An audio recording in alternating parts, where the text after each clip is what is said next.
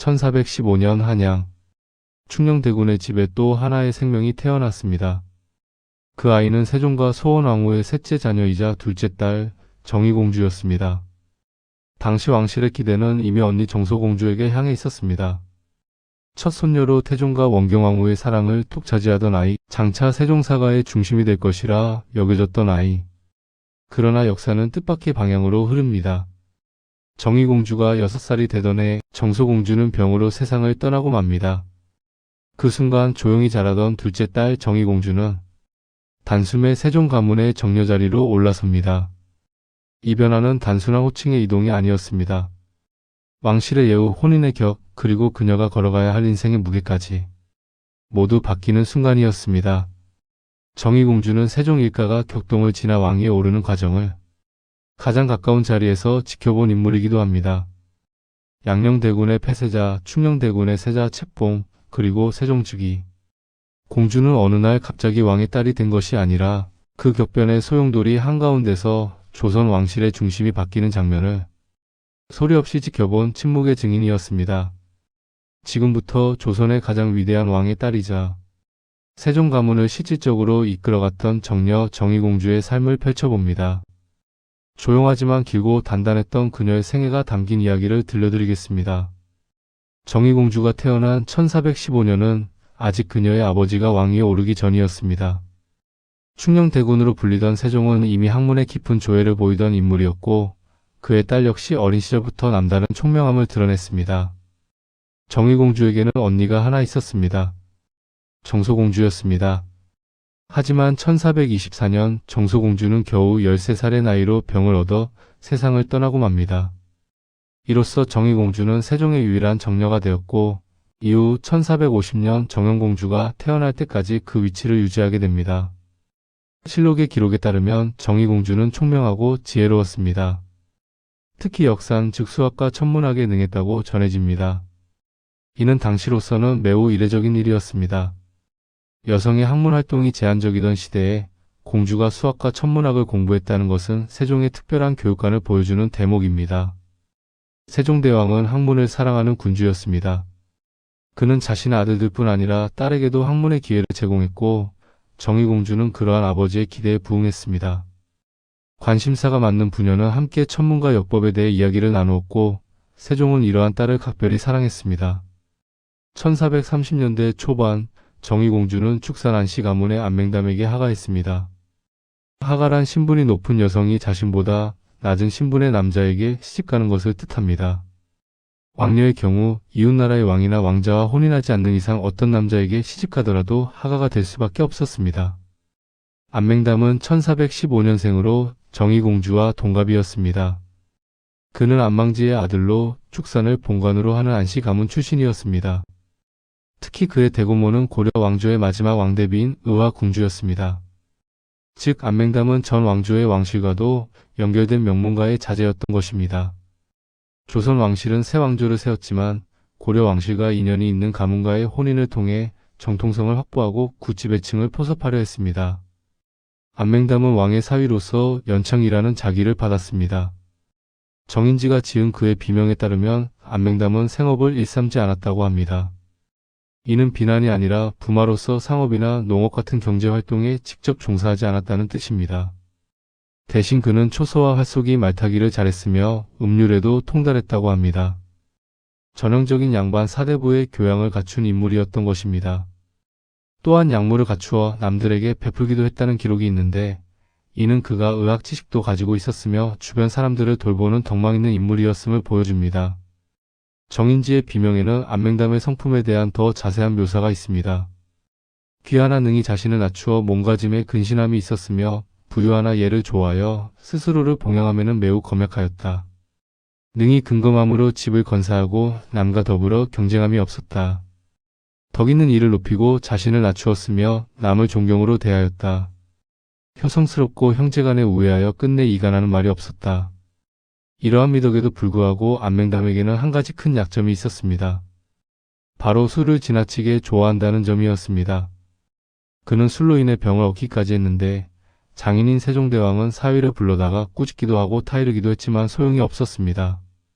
세종은 온갖 방법으로 사위를 어르고 달래보았지만 안맹담의 주벽은 쉽게 고쳐지지 않았습니다. 결국 세종은 정의공주의 집에 술꾼들이 출입하는 것을 금지하는 강경한 조치까지 내렸다고 합니다. 사위의 술버릇을 고치기 위한 고육지책이었던 것입니다. 그럼에도 불구하고 정의공주와 안맹담 부부의 금슬은 매우 좋았다고 전해집니다. 정인지의 비명에는 매우 의미심장한 구절이 있습니다. 공주가 교만하고 귀한 기색이 없이 무도를 다한 것은 고금의 드문 일이었으니 이를 통해 공의예로서 집안을 건사하였음을 알 수 있다. 이 구절은 정의공주의 인품을 잘 보여줍니다. 왕의 딸로서 누릴 수 있는 특권을 내세우지 않고 아내로서의 도리를 다했다는 것입니다. 조선시대 공주들 중에는 자신의 신분을 내세워 부마를 무시하거나 왕실의 권위로 시댁을 압박하는 경우도 있었습니다. 하지만 정의공주는 그렇지 않았습니다. 오히려 겸손하고 예의 바른 태도로 가정을 이끌었고 이것이 남편으로 하여금 예로서 집안을 건사하게 만들었다는 것입니다. 두 사람 사이에는 사남이녀가 태어났습니다. 장남 안여달은 1438년생으로 광주 안씨 가문의 안기의 딸과 혼인하여 아들 안원경을 낳았습니다. 안원경의 딸 중 한 명은 훗날 인모 강우의 외고 조모가 됩니다. 장녀는 1440년에 태어났는데 당대 최고의 학자이자 정치가였던 정인지의 장남 정광조와 혼인했습니다. 정광조는 정인지의 큰아들로 정의공주의 장녀와 혼인함으로써 왕실과 깊은 인척 관계를 맺게 되었습니다. 하지만 장녀는 1456년 겨우 17세의 나이로 요절하고 맙니다. 정광조 역시 이듬해인 1457년에 세상을 떠났습니다.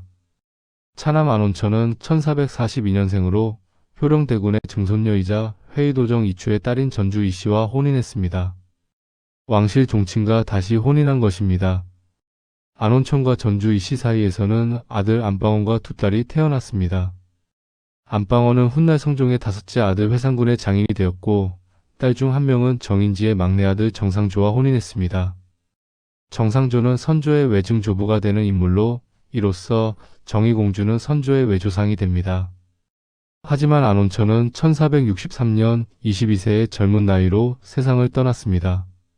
셋째 아들 안상계는 1444년생으로 순흥 안씨 안운의 딸 및 언양 김씨 김경장의 딸과 혼인했습니다.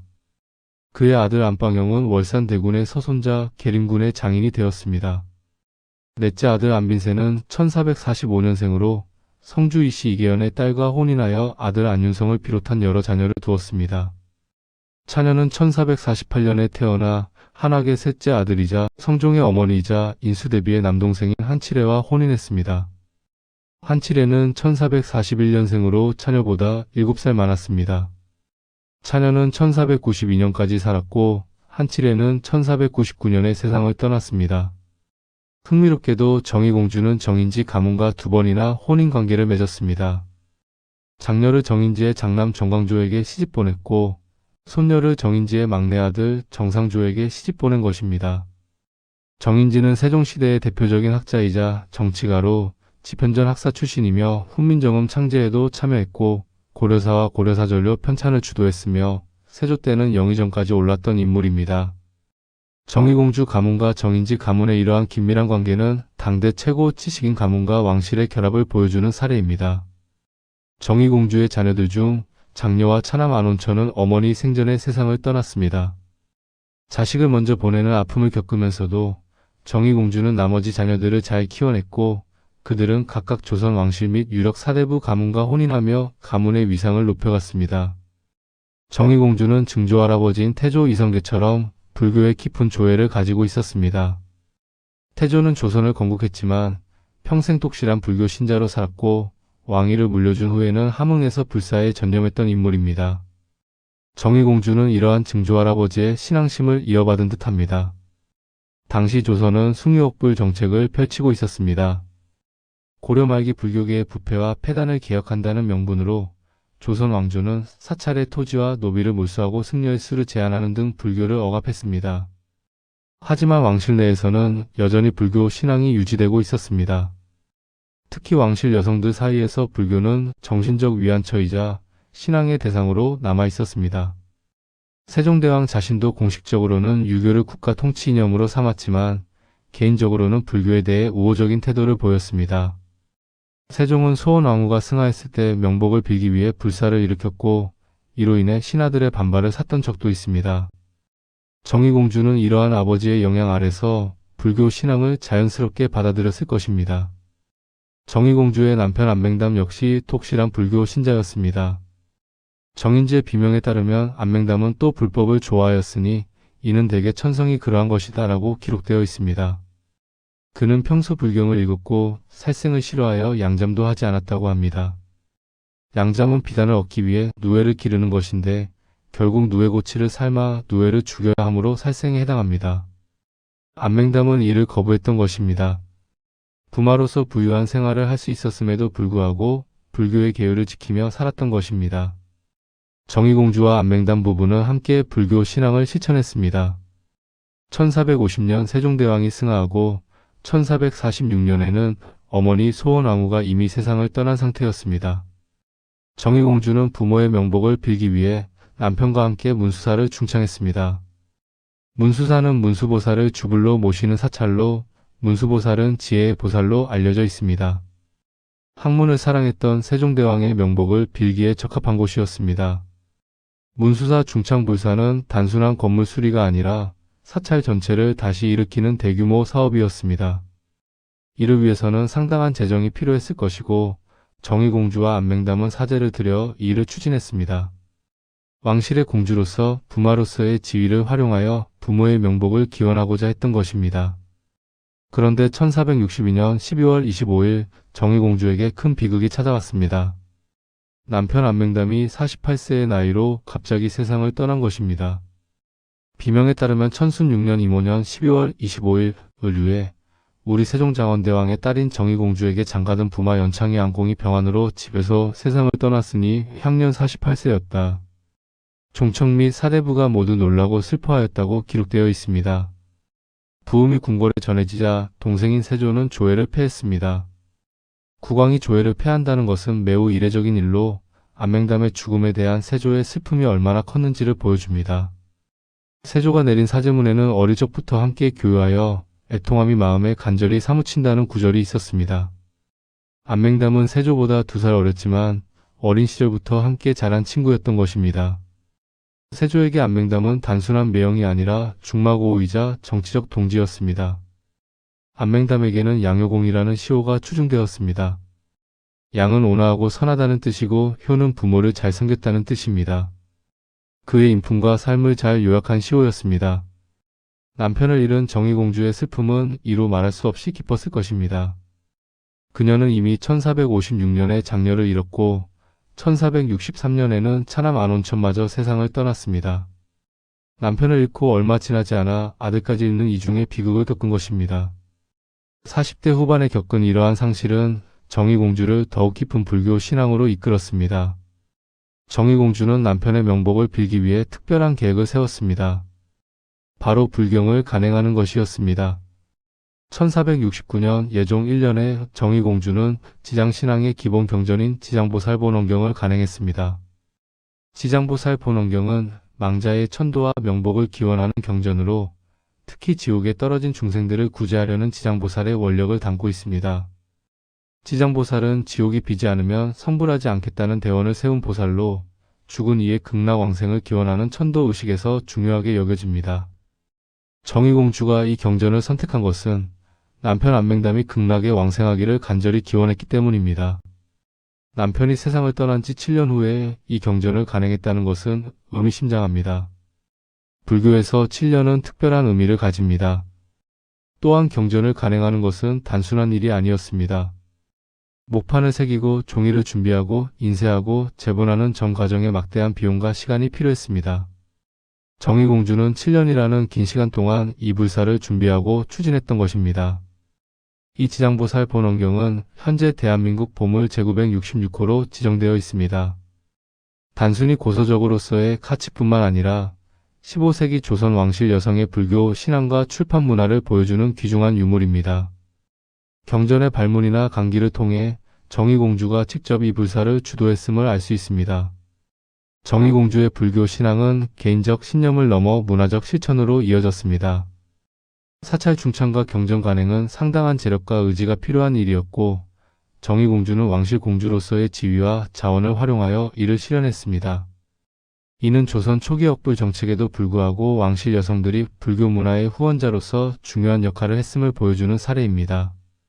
남편에 대한 정의공주의 사랑은 죽음 이후에도 계속되었습니다. 경전 간행을 통해 그녀는 남편을 기억하고 그의 내세를 위해 기도했으며 동시에 후대에 남을 문화유산을 만들어냈습니다. 이것이 바로 정의공주가 실천한 불교 신앙의 모습이었습니다. 1453년 조선 왕실에 큰 사건이 일어났습니다. 계유정난이었습니다. 정의공주의 동생 수양대군이 조카 단종의 권력을 장악하고 왕위를 찬탈한 사건입니다. 안맹담은 이 정난에 협조했습니다. 그 공으로 성록대부로 가자되었고 1455년 세조 1년에는 좌익원 종공신 1등에 책록되었으며 1457년 세조 3년에는 수록대부에 가자되었습니다. 매형이 된 세조는 매제에게 후한상을 내린 것입니다. 정의공주 역시 남편의 공헌에 힘입어 노비와 전토 등을 받았습니다. 단종실록에는 계유정난 후 세종대왕의 후궁이었던 혜빈 양씨에게 노비 109, 정의공주와 세종의 다른 후궁 및 공주에게 29등을 내린 기록이 있습니다. 이는 정난에서 죽은 신료들의 노비를 몰수한 후 나눠준 것이었습니다. 흥미롭게도 정의공주의 셋째 아들 안상계는 아버지와는 다른 길을 선택했습니다.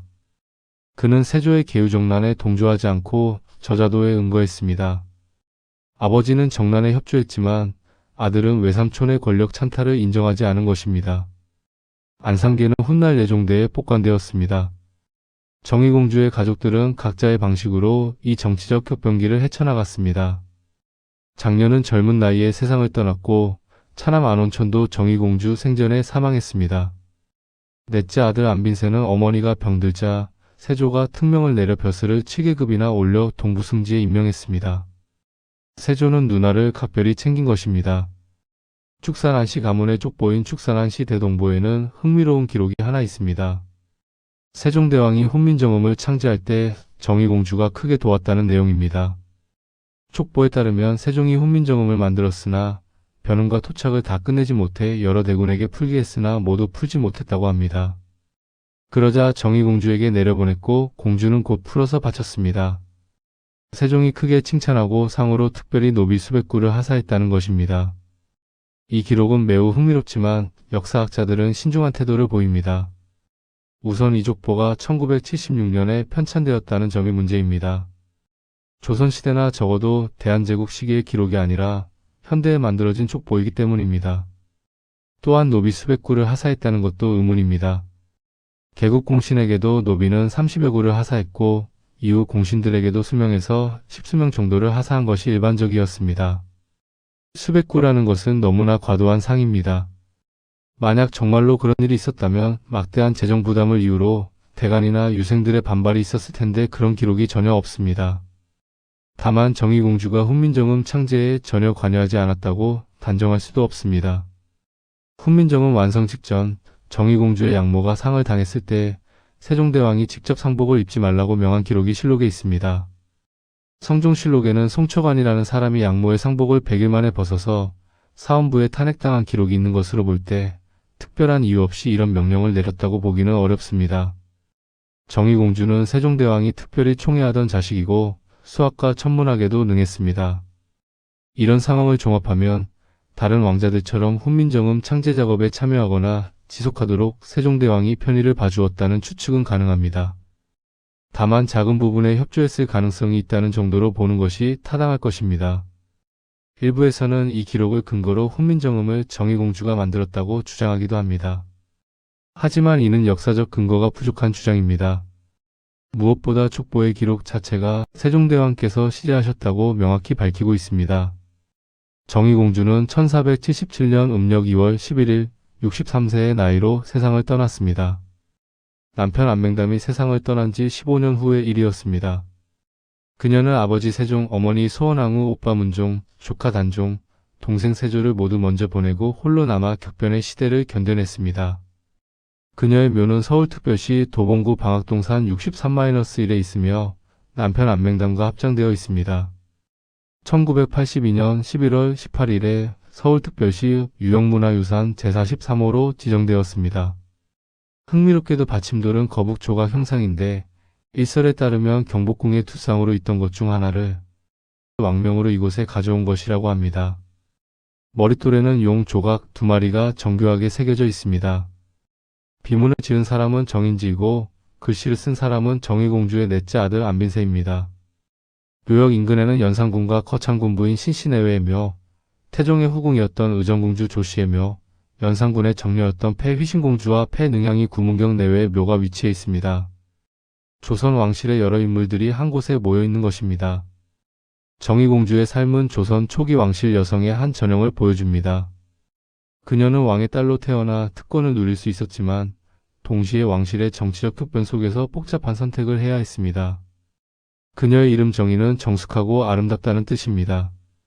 흥미롭게도 이 작호는 서조모인 의빈권 씨의 궁주 시절 작호와 한자까지 일치합니다.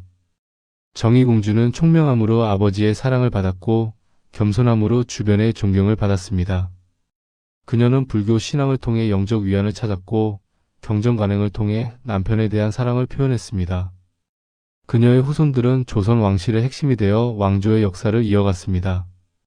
훈민정음 창제기여설은 비록 역사적으로 확증되지 않았지만 그녀가 수학과 천문학에 능했던 총명한 여성이었다는 것은 분명합니다.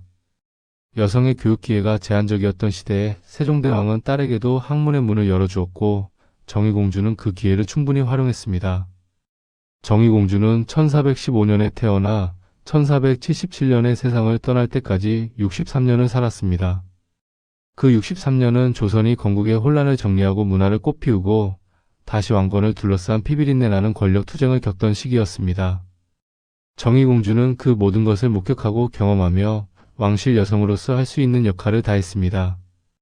600년 가까운 세월이 흘렀지만 그들의 이야기는 여전히 우리에게 전해지고 있습니다. 학문을 사랑했던 공주, 남편을 깊이 사랑했던 아내, 격변의 시대를 살아낸 여성, 조선 왕조의 중시조가 된 어머니. 정의공주는 이 모든 모습으로 역사 속에 남아 있습니다.